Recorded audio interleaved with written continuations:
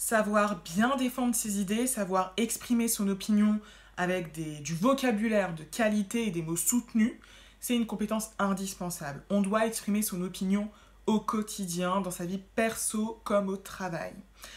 Le problème, c'est que j'entends souvent les mêmes mots répétés, ce qui révèle un manque de vocabulaire. Donc on entend tout le temps « je pense que »,« je pense ceci »,« je pense cela », ou pire, les « moi je »,« moi si »,« moi machin ». Donc là, ce sont presque des tournures familières qui, normalement, sont à éviter dans les cadres plus soutenus, comme le travail ou autre. Donc le but de cette vidéo, c'est de te donner 7 mots ou expressions soutenues que tu pourras utiliser pour exprimer ton opinion avec beaucoup plus d'élégance. Et donc ça te permettra d'enrichir ton vocabulaire de l'argumentation. Donc on est parti.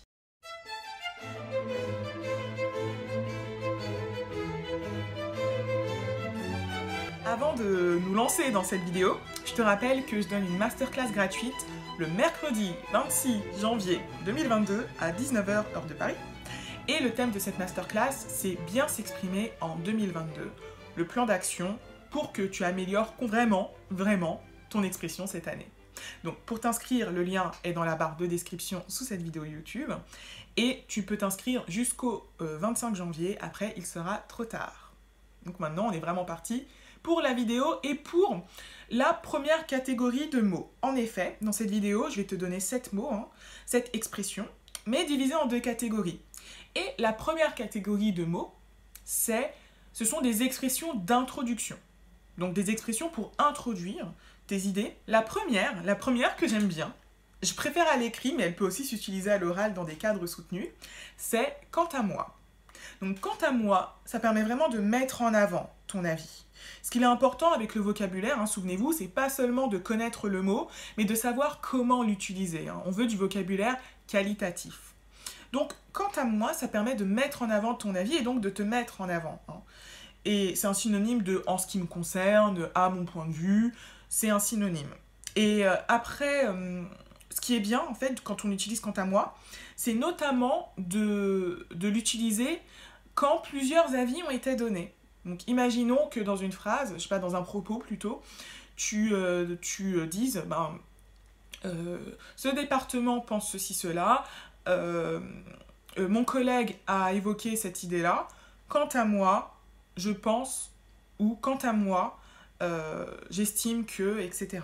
Donc, c'est intéressant pour mettre en avant ton avis, que toi, tu as un avis. Donc, je te donne des exemples. Quant à moi, je suis favorable à l'arrêt de ce projet. Quant à moi, je préférerais en discuter plus tard, je trouve que ce n'est pas le bon moment. Voilà. Donc, quant à moi, très intéressant. Deuxième mot, personnellement. Donc, personnellement, ça te permettra d'arrêter d'utiliser « moi, je » et de commencer des phrases par « moi ». C'est un langage familier ou alors on entre dans des tournures littéraires et poétiques, mais au quotidien, on ne fait pas de la poésie, on demande une langue correcte. Donc, moi, commencer des phrases par « moi, je », évitons. Personnellement, ça élève tout de suite ton niveau de langage et c'est simple et efficace. Donc, personnellement, je souhaiterais que tu arrêtes cela. Personnellement, j'aurais voulu que ça se passe ainsi.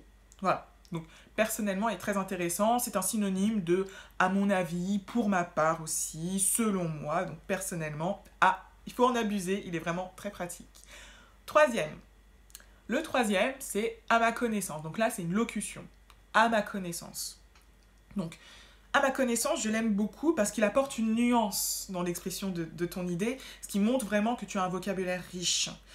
C'est que tu ne te contentes pas de donner ton idée, tu précises que ton idée se base sur tes connaissances, justement. Un synonyme, ça peut être autant que je sache. Donc, à ma connaissance, je te donne un exemple de phrase, à ma connaissance, il n'y a pas de département marketing dans cette entreprise. Ou encore, à ma connaissance, ce contrat vise uniquement à clarifier les relations entre l'entreprise et ce fournisseur. Donc je te donne des exemples un peu business, un peu entreprise, voilà, un peu professionnel pour que tu vois ce que ça peut donner dans la vraie vie. Mais donc, à ma connaissance, tu apportes une nuance. Donc c'est très intéressant, c'est une posture aussi un peu d'humilité, mais n'en abusez pas, ceux qui manquent de confiance, n'en abusez pas. Commencez pas à introduire toutes vos idées par « à ma connaissance » ou non. N'hésitez pas à dire aussi « quant à moi » et à vous affirmer. Donc là, pour cette première catégorie, vous avez 3 expressions que vous pouvez utiliser en introduction de vos idées. Maintenant, on entre dans la deuxième catégorie. C'est la catégorie des verbes. Des verbes de qualité, des verbes riches d'opinion.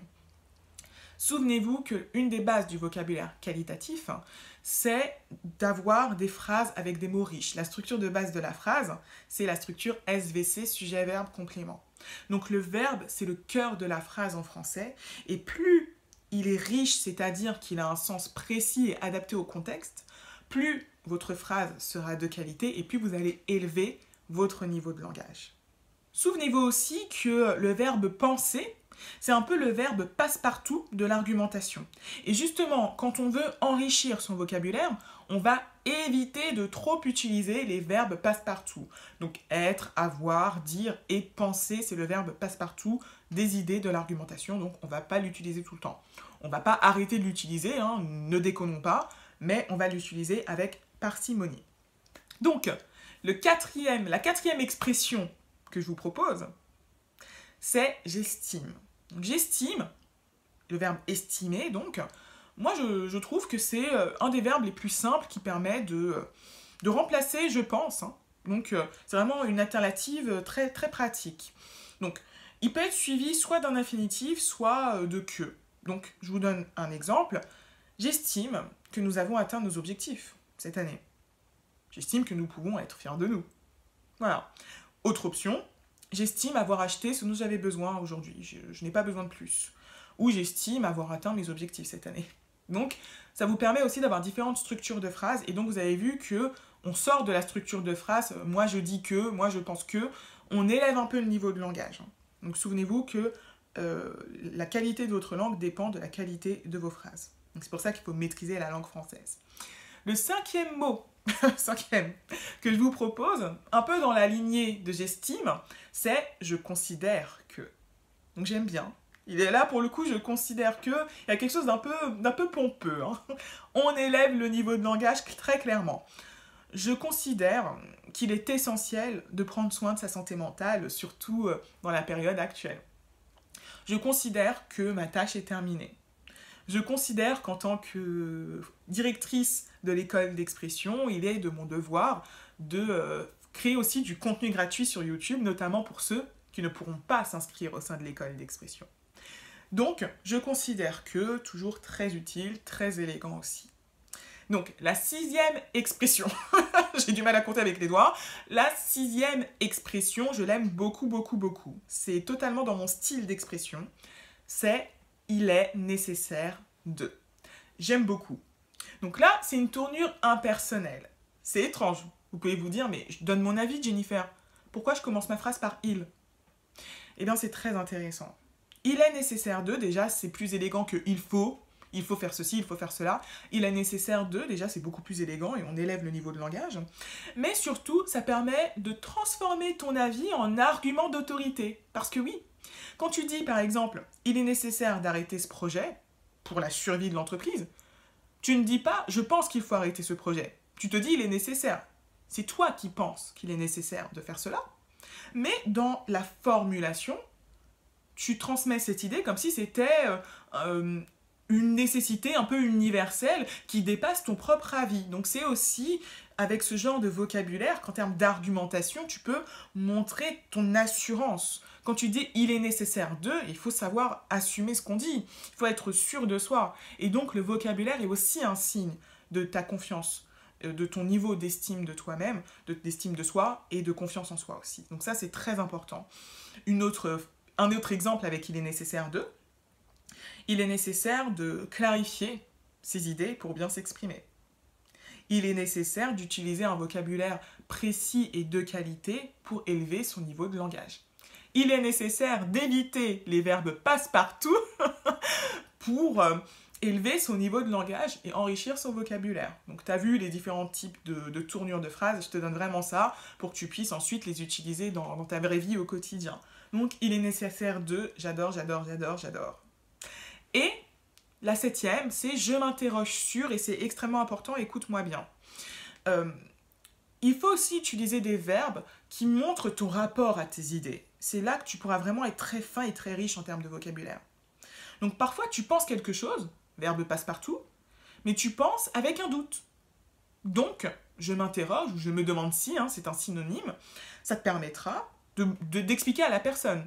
Plutôt que de dire je pense qu'il faut arrêter ce projet, enfin je doute, hein, j'en suis pas sûre, mais je pense, vous voyez. Tandis que je m'interroge sur la nécessité ou l'intérêt d'arrêter ce projet. Vous voyez, c'est beaucoup plus direct et beaucoup plus précis et riche l'intérêt du vocabulaire. Donc, autre formulation, je m'interroge sur le professionnalisme de ce collaborateur au regard de ses actions, notamment ses retards répétés le matin et au regard aussi des erreurs qu'il a commises dans ses rapports. Je suis en train d'inventer des phrases. Donc, vous voyez l'idée. Là, je m'interroge sur, on partage un questionnement et on va utiliser des verbes qui montrent en fait quel est notre état quand on pense une idée. Donc, si tu veux vraiment aller plus loin pour enrichir ton vocabulaire, n'hésite pas à regarder les vidéos de ma playlist sur le vocabulaire qui s'affiche normalement ici, en haut dans le i sur YouTube. Et n'oublie pas aussi qu'il y a la masterclass gratuite du 26 janvier 2022, je précise, et tu peux t'inscrire malheureusement que jusqu'au 25 janvier. Après, il sera trop tard, donc n'oublie pas de le faire si tu veux mieux t'exprimer en 2022, hein, cette année. Et je te dis à la prochaine vidéo.